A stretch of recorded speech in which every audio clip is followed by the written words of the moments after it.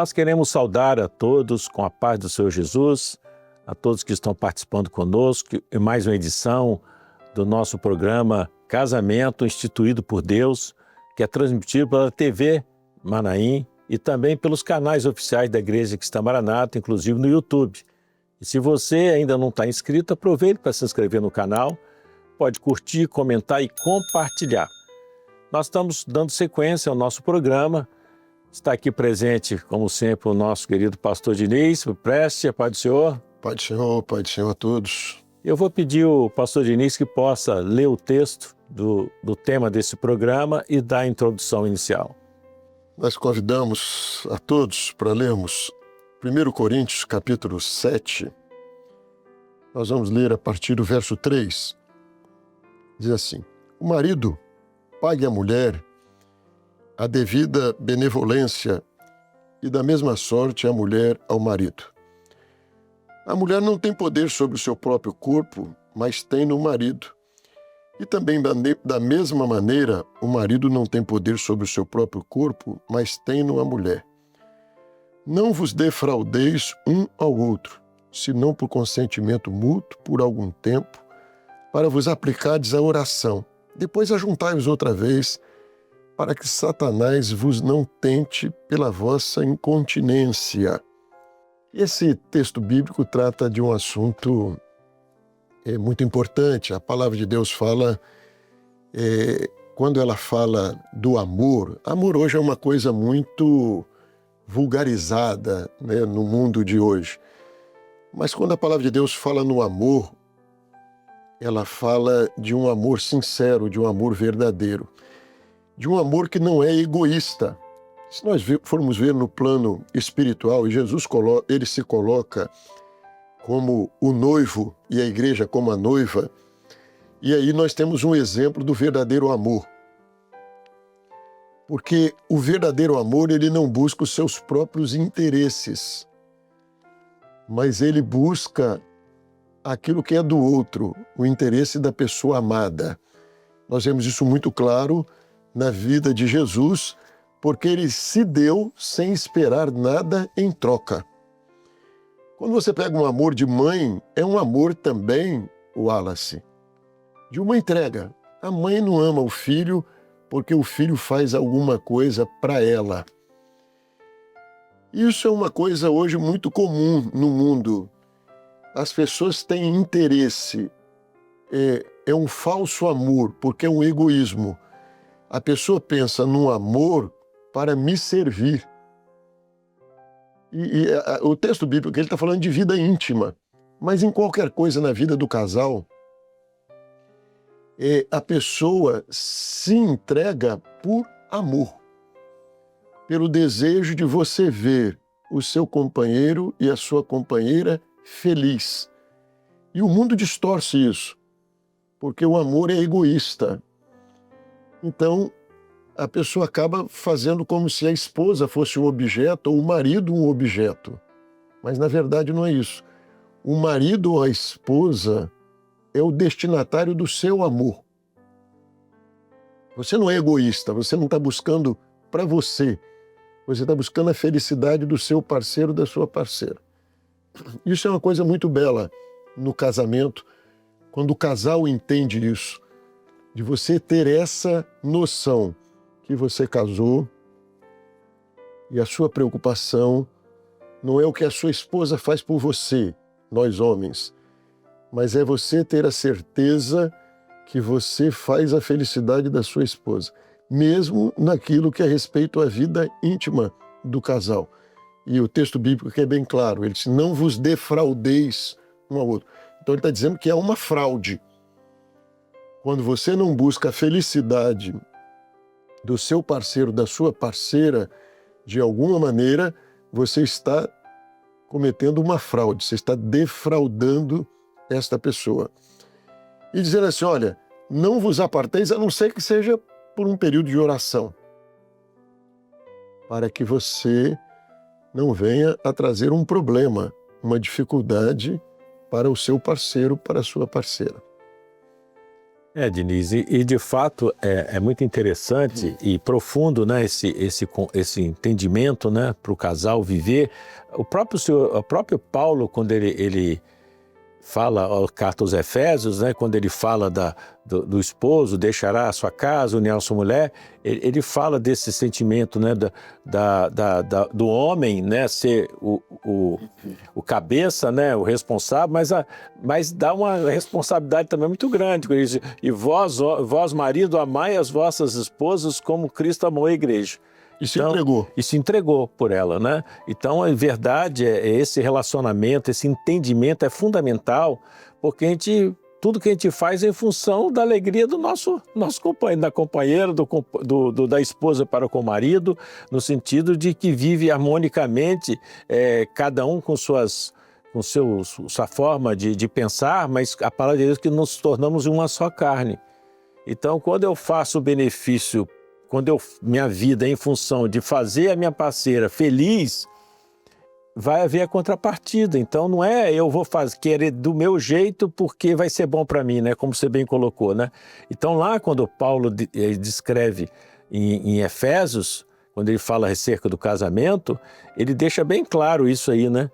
Essa corresponsabilidade, podemos assim dizer, né? Corresponsabilidade do casal. Ambos trabalhar num sentido de fazer a felicidade do próximo, né? Sem defraudar, né?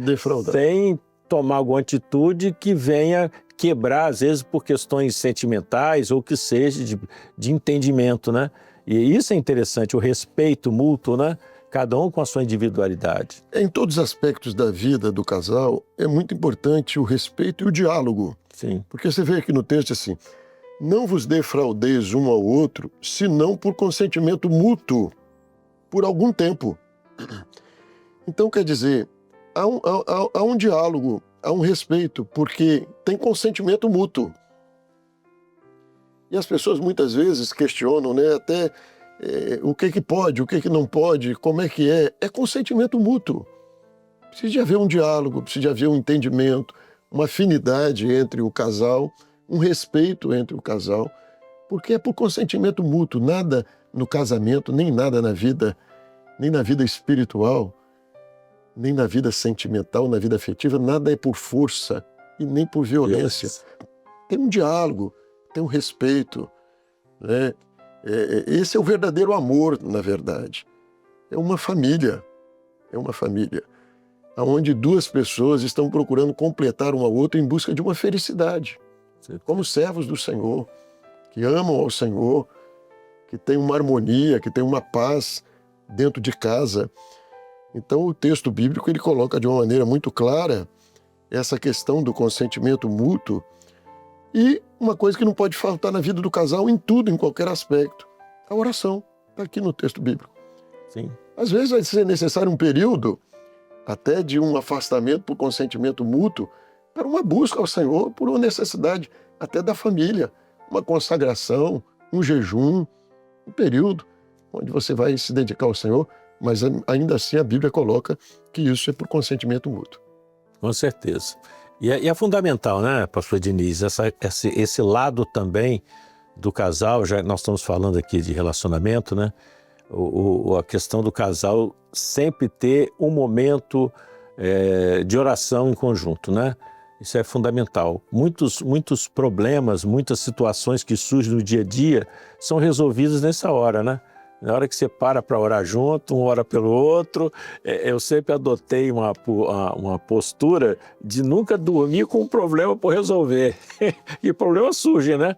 E isso é fundamental, né? Aquele momento ali antes de dormir, resolver no Senhor, né? No Espírito, em oração, às vezes em jejum, em súplica ao Senhor. Então isso é fundamental para que o casamento, em todos os aspectos, até nesse outro aspecto mencionado aqui. Então é fundamental que o casal esteja sempre afinados com o Senhor, né? Para que as coisas aconteçam e traga, como nós falamos, a felicidade de ambos, né? Porque o casamento é isso, Deus instituiu o casamento para o homem ser feliz, né? Foi instituído por Deus, como diz o programa, aqui o tema do programa. E Deus, quando instituiu o casamento, não instituiu para trazer infelicidade, trazer para felicidade. Ao contrário que o mundo hoje, né, Diniz? Que hoje o mundo empreende um conceito querendo mudar isso, né? Que o casamento não é bom. As pessoas fazem até brincadeiras com isso. Pelo contrário, Deus instituiu o casamento para que haja harmonia, para que haja isso aqui, para que nenhum defraude o outro, nenhum traga dificuldade, mas sim trabalhar nessa comunhão, né? É interessante que Paulo chega a dizer, aqui nesse capítulo, ele diz, quem pode fique como eu. Ele diz assim, porque o solteiro, ele pode se dedicar somente ao Senhor e às coisas do Senhor. E aí vem uma coisa muito interessante, ele diz, quem pode? Ele diz, mas quem casa não peca. Se você tem uma necessidade, você é melhor casar do que abrasar. Ele diz, então case. Se a sua necessidade é essa, case. E ele fala, quem casa não vai pecar. Agora diz assim, mas o solteiro, ele pode se dedicar mais às coisas do Senhor. E aí ele fala uma coisa muito interessante, que é assim, porque o marido, ele tem de agradar a mulher. Está aqui no texto bíblico. É uma ressalva que ele faz. Ele diz, se você está solteiro, você pode ficar preocupado só em agradar ao Senhor, que é o Senhor da sua vida. Mas o casado, você tem de agradar o Senhor, mas você tem a obrigação de agradar a sua mulher. Está aqui. E a mulher é o marido. Por isso que ele faz essa ressalva e chega a dizer que o solteiro que pode. Dizer quem pode. Ele diz assim, se você pode, você vai ter como agradar somente ao Senhor. E a gente sabe que isso é uma verdade. O marido ele tem de encontrar esse equilíbrio. Primeiro, é o reino de Deus e a sua justiça. Mas o marido ele tem de ter tempo para a esposa e ele tem de ter tempo para a família. A esposa não é um objeto de uso do marido. Ele tem a sua vida íntima com ela, ele tem a sua intimidade com ela tem uma preocupação de agradar a ele, na vida íntima, ele de agradar a ela, mas ele tem um dever, né, de coabitar com ela, mas ele tem um dever de agradar a mulher. E as pessoas às vezes não sabem o que é isso, principalmente muitos homens, né? Você tem de agradar a sua mulher, agradar. Então não é esse se dar, é esse se entregar. Não é um objeto para uso seu, nem um marido um objeto para uso da mulher. Mas você tem uma preocupação maior, aqui no texto bíblico. É agradar a sua esposa e a esposa agradar o marido.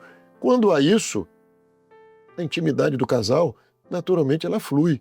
Quando vem essa preocupação de um amor sincero, de um amor verdadeiro, de alguém que quer o bem da sua parceira, do seu parceiro, do seu companheiro, da sua companheira. Bem, Diniz, você tem uma parte aqui desse capítulo, né, verso 12, 13 e 14, eu queria ler para a gente falar um pouco sobre isso.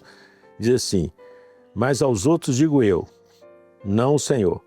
Se algum irmão tem mulher descrente e ela consente em habitar com ele, não a deixe. E se alguma mulher tem marido descrente e ele consente em habitar com ela, não o deixe. Porque o marido descrente é santificado pela mulher e a mulher descrente é santificada pelo marido.